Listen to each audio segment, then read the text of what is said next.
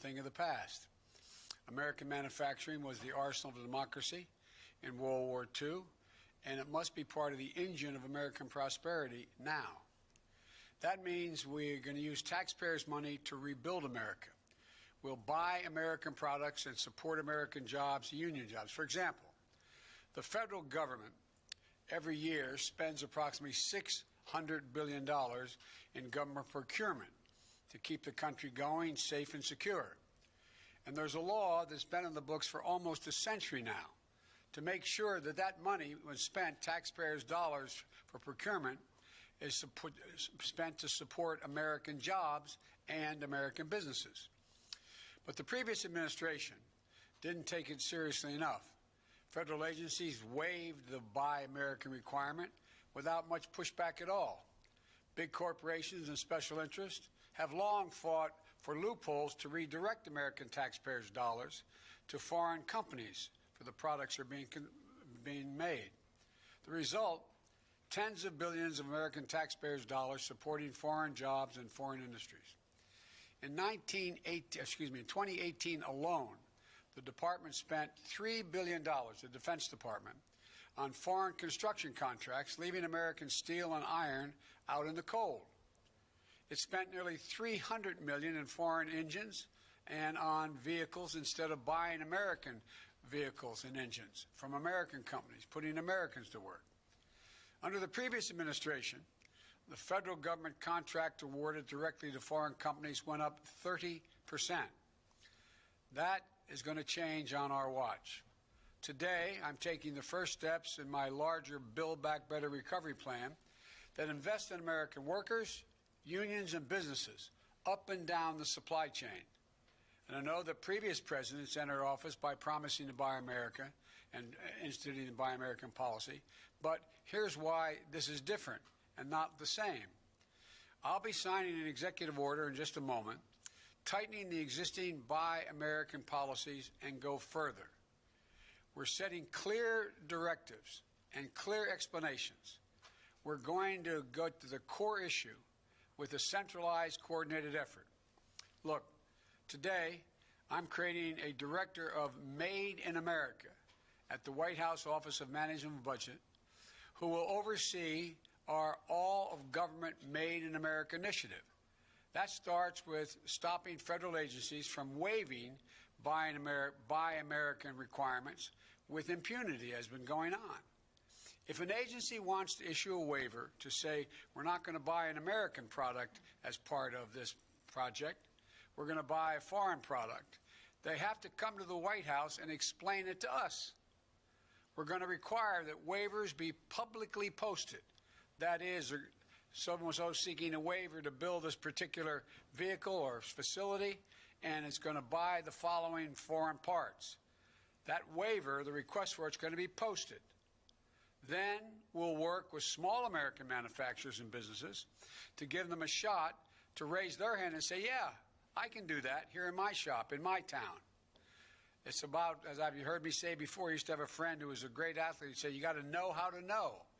These small businesses don't even know they can compete for making the product that is attempting to be waived and be able to be bought abroad.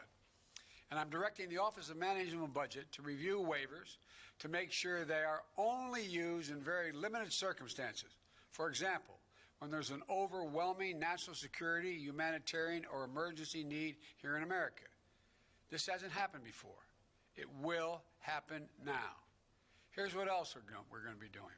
Under the Build Back Better recovery plan, we'll invest hundreds of billions of dollars in buying American products and materials to modernize our infrastructure, and our competitive strength will increase in a competitive world.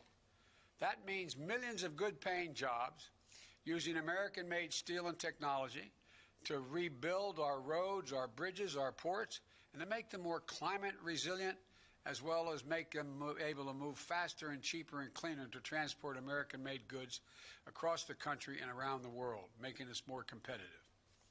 It also means replenishing our stockpiles to enhance our national security. As this pandemic has made clear, we can never again be in a position We have to rely on a foreign country that doesn't share our interest in order to protect our people during a national emergency. We need to make our own protective equipment, essential products and supplies. And we'll work with our allies to make sure they have resilient supply chains as well. We'll also make historic investments in research and development, hundreds of billions of dollars, to sharpen America's innovative edge in markets where global leadership is up for grabs. Markets like battery technology, artificial intelligence, biotechnology, clean energy. The federal government also owns an enormous fleet of vehicles, which we're going to replace with clean electric vehicles made right here in America by American workers, creating millions of jobs, 1 million auto worker jobs in clean energy and vehicles that are net zero emissions. And together, this will be the largest mobilization of public investment in procurement, infrastructure, and R&D since World War II. And with the executive order I'll be signing today, we'll increase Buy American requirements for these kinds of projects and improve the way we measure domestic content requirements.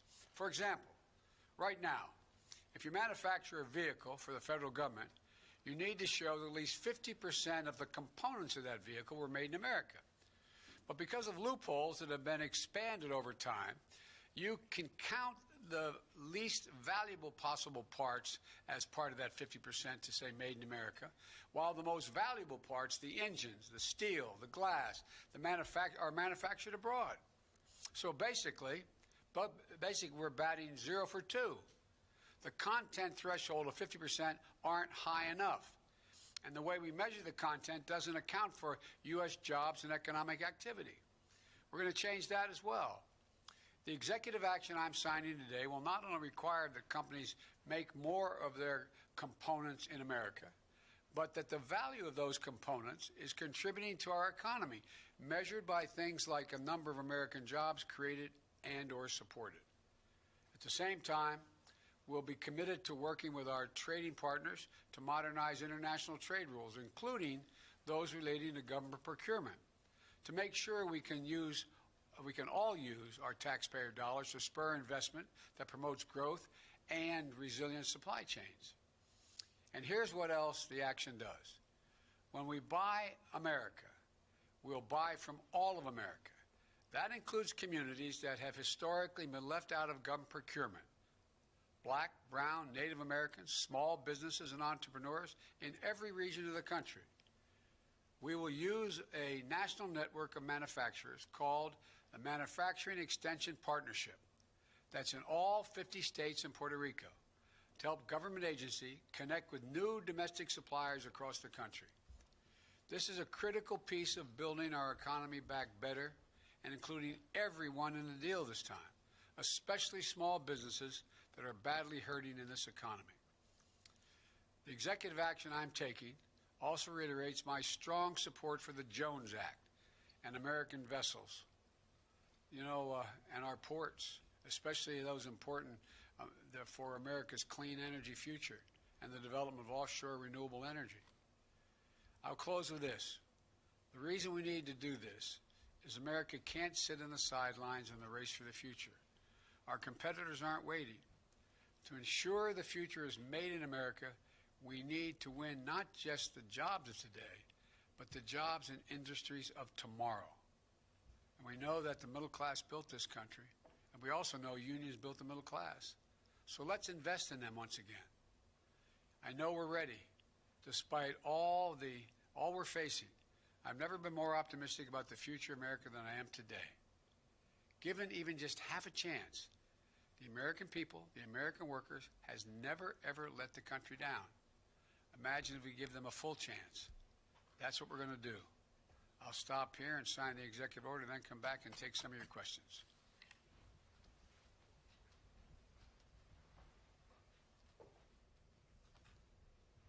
This executive order is entitled Ensuring the Future is Made in America by Americans, all of American workers.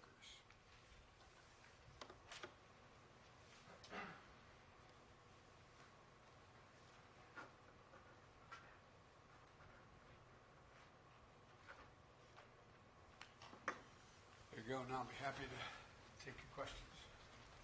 Great. We'll start on the 18th. Thank you, Mr. President. Jonathan Lemire, the Associated Press. Two topics, if I may. The first, you have made reopening schools a central part of your first 100 days agenda, and you've long portrayed yourself as an ally to the teachers and the unions. Right now, the Chicago Teachers Union has refused. They've defied an order to return to in-person classrooms because of a lack of vaccinations. Do you believe, sir, that teachers should return to schools now? I believe we should make school classrooms safe and secure for the students, for the teachers, and for the help that's in those schools maintaining the facilities. We need new ventilation systems in those schools. We need testing for people coming in and out of the classes. We need testing for teachers as well as students. And we need the capacity to know that, in fact, the circumstance in the school is safe and secure for everyone. For example, there's no reason why the clear guidance will be that every school should be thoroughly sanitized from the lavatories to the hallways. And so this is about making, and none of the school districts that I'm aware of, there may be some, public school districts, have insisted that all those pieces be in place. And I might add, it's the same kind of thing I hope we can do with small businesses and businesses, making sure they have the capacity to test their workers when they come in, to make sure they have plastic dividers between their booths and in their restaurants, etc., to make sure they can sanitize. So it's not so much about the idea teachers aren't going to work. The teachers I know, they want to work. They just want to work in a safe environment, and as safe as we can rationally make it, and we can do that, and we should be able to open up every school, kindergarten through 8th grade, if in fact we administer these tests. And it'll have the added advantage, I might add, of putting millions of people back to work. All those mothers and fathers that are home taking care of their children rather than go to work even when they can work. They're not able to do it unless they have the luxury of working distance-wise like many of us do. They're not able to do it. And so this is about generating economic growth overall as well. Great. Alex from Reuters.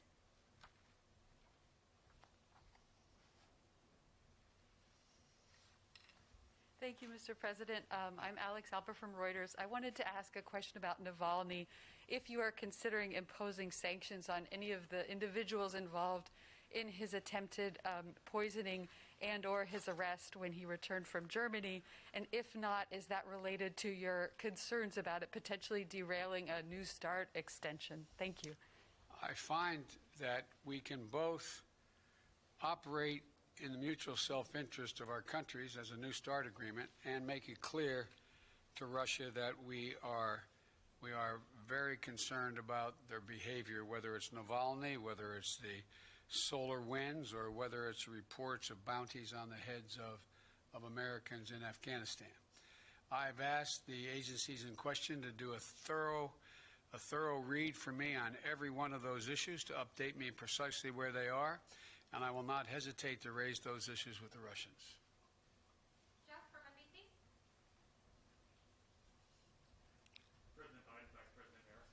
A question about your COVID relief deal. On Friday, you said the nation is in a national emergency. We should act like it. Given the scale and the severity of the need, how long are you willing to get sufficient Republican support before you would greenlight Democrat attempts to use reconciliation, for instance, to pass that bill? Well, look, the decision on reconciliation will be one made by the leaders of the House and the Senate. But here's the deal. I have been doing legislative negotiations for a large part of my life. I know how the system works.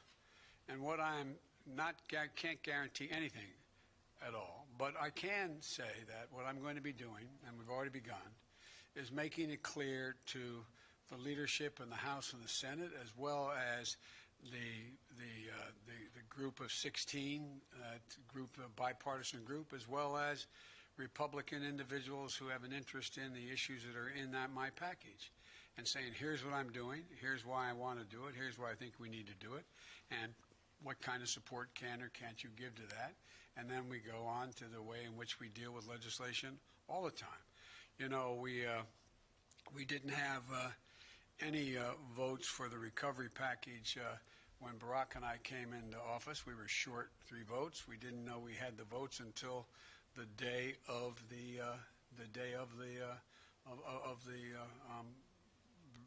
bringing it up. And but here's the deal, you know. It's interesting, and I know you ask a lot of these questions, you know the answers, but you have to help educate the public as well. I'm not suggesting you don't know what I'm about to say. No one wants to give up on their position until there's no other alternative. They either have to make a decision that they don't support what is being proposed, or they insist on what they have, or they let it all go away, fall down. I think we're far from that point right now. The decision to use reconciliation will depend upon how these negotiations go. And let me make clear about negotiations. I've always believed part of negotiation on the part of a president and or a chairman of a committee trying to get a major piece of legislation passed is about consultation. It's not enough for me just to come up to you and say, I like this, I expect you to support it. I want to explain to you why I think it's so important in this package that we have to provide for money for additional vaccines. Why I think it's so important why we provide for money to extend unemployment benefits. Why I think it's so important that we provide money to provide for the ability of people not to be thrown out of their apartments during this pandemic because they can't afford their rent. And to make the case to you why I think and what I think the priorities within this piece, we think the priorities are, I apologize, were within this legislation. And I don't expect we'll know whether we have an agreement and to what extent the entire package will be able to pass or not pass until we get right down to the very end of this process, which will be probably in a couple weeks. But the point is, this is just the process beginning. Annie, from the Washington Post. Thank you, Mr. President. Annie Linsky with the Washington Post. Annie. I wanted to ask you a little bit about one of the sort of major themes of your campaign and how you sort of intend to measure and enact it, and that is the idea of unity. If you could talk a little bit about what you see unity as being. There are some people who are defining it as being bipartisan. Others are saying it is what most of the people in the country, defined by some poll, might believe. Or any sort of number of, or perhaps it's 50 plus 1, or 50 plus 2, or 75%. So given that it is such a key part of your message and your promise, can you talk and reflect a little bit more about what is unity when you see it and as you define it? Randy, I think it makes up several of the issues, the points you made. One is unity requires you to eliminate the vitriol. Make anything that you disagree with about the other person's personality or their lack of integrity or they're not decent legislators and the like. So we have to get rid of that. And I think that's already beginning to change, but God knows where things go, number one. Unity also is trying to reflect what the majority of the American people, Democrat, Republican, Independent, think is within the fulcrum of what needs to be done to make their lives and the lives of Americans better. For example, if you look at the data, and I'm not claiming the polling data to be exact, but if you look at the data, you have, I think it's, I hope I'm saying it gets correct. You may correct me if I get the number wrong. I think it's 57, 58% of the American people, including Republicans, Democrats, and Independents, think that we have to do something about the COVID vaccine. We have to do something about making sure that people who are hurting badly, can't eat, don't have food, are in a position where they're about to be thrown out of their apartments, et cetera, being able to have an opportunity to get a job, that they all think we should be acting. We should be doing more. Unity also is trying to get, at a minimum, if you pass a piece of legislation that breaks down on party lines, but it gets passed, it doesn't mean there wasn't unity. It just means it wasn't bipartisan. I prefer these things to be bipartisan because I'm trying to generate some consensus and take sort of the, how can I say it, the vitriol out of all of this. Because I'm confident from my discussions. There are a number of Republicans who know we have to do something about food insecurity for people in this pandemic. I'm confident they know we have to do something about figuring out how to get children back in school. And there's easy ways to deal with this. One, if you're anti-union, you can say it's all because of teachers.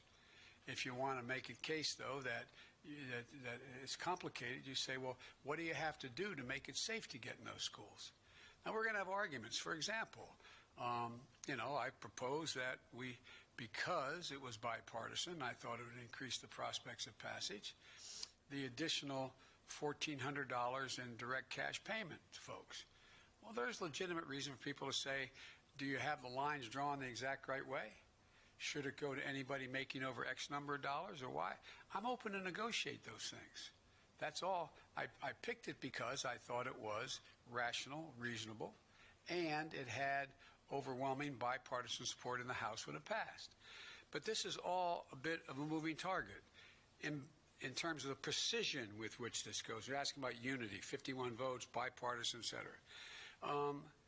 The other piece of this is that the one thing that gives me hope that we're not only going to sort of stay away from the ad hominem attacks on one another is that there is an overwhelming consensus among the major economists at home and in the world that the way to avoid a deeper recession moving in the direction of losing our competitive capacity is to spend money now.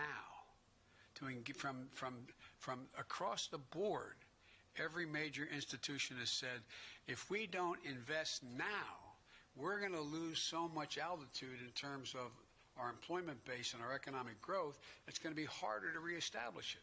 We can afford to do it now. As a matter of fact, I think the response has been, we can't afford not to invest now. We can't afford to fail to invest now.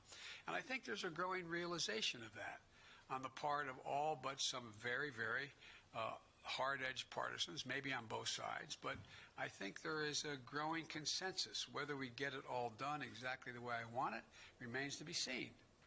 But I'm confident that we can work our way through. We have to work our way through because, as I've said 100 times, there is no ability in a democracy for it to function without the ability to reach consensus. Otherwise, it just becomes executive fiat or battleground issues that get us virtually nowhere. I don't want to hold my colleague may know, the vice president, but I think there were very few debates on the Senate floor the whole last year on almost any issue. Well, that benefits no one. Doesn't inform anybody, doesn't allow the public to make judgments about who they think is right or wrong. So I am optimistic that it may take some time, but over the year, the way if we treat each other with respect, and we're going to argue like hell. I'm confident of that, believe me, I know that. I've been there. But I think we can do it in a way that we can get things done for the American people. Great. Last question, Josh from Bloomberg.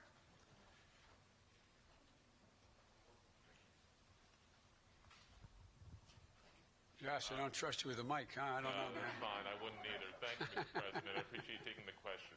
You mentioned just now that you might know in a couple of weeks. Can I ask whether it's more important for you to get something passed in a short time frame like that, or would you be willing to wait longer to get more bipartisan support? And might I also ask that one of the pillars is the vaccine funding. When do you think any American who wants to get the shot will be able to get the shot? Well, I'll try to answer the three parts of your question as I heard them.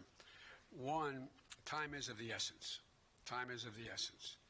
And I must tell you, I'm reluctant to cherry pick and take out one or two items here and then have to go through it again because these all are kind of, they go sort of hand in glove, each of these issues, number one. Number two, We are optimistic that we will have enough vaccine, and in very short order.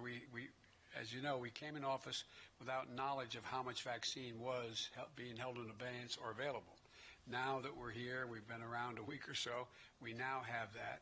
And we've gotten commitments from some of the producers that they will, in fact, produce more vaccine in a relatively short period of time and then continue that down the road.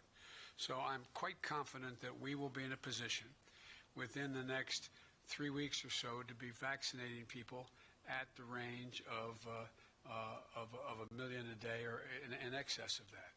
That is I promised that we would get at least 100 million vaccinations. That's not people, because sometimes you need more than one shot, the vaccination, but 100 million shots in people's arms of the vaccine. I think with the grace of God and the goodwill of the neighbor and the creek not rising, as the old saying goes, I think we may be able to get that to 1.5 million a day rather than 1 million a day. But we have to meet that goal of 1 million a day. And everything points that we're going to have, enough vaccine, B, enough syringes and all the paraphernalia needed to store, keep, inject, move into your arm the vaccine. 3, a number of vaccinators, people administering the vaccine, which is not an easy task. Of those who have those facilities, like the nursing homes and hospitals, they have the people to do it, but they don't have the capacity to do everyone. And so I think we're going to have, we're leaning hard on into areas where we produce more vaccinators. We feel confident we can do that.